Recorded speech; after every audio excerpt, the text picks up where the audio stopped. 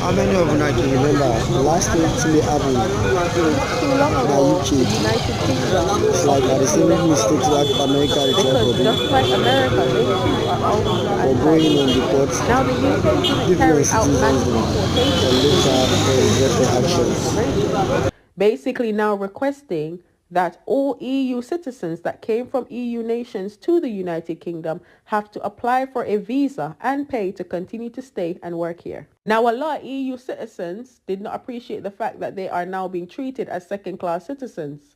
So you know what they did? They voluntarily packed up, a majority of them, and they went home. Upon them leaving, petrol stations were temporarily closed down because there was no truck drivers to deliver the petrol.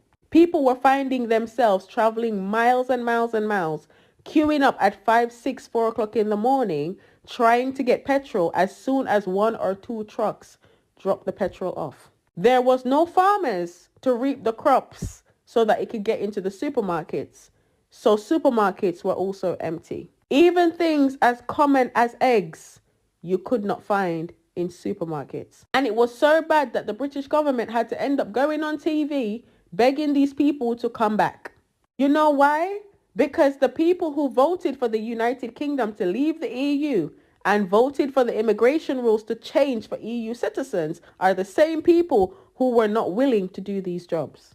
Now the UK is trying to rejoin the EU because they now understand how imperative immigration is for any and every country, whether the person is documented or undocumented. Understand that statistically around the world, in the Western world, immigrants compared to national citizens put more money in the economy than they take out because most immigrants do not have access to public funds. I see a lot of people in the comment section talking about how the UK needs to follow. The UK has already learned its lesson. It is time for America to learn the same. Good day.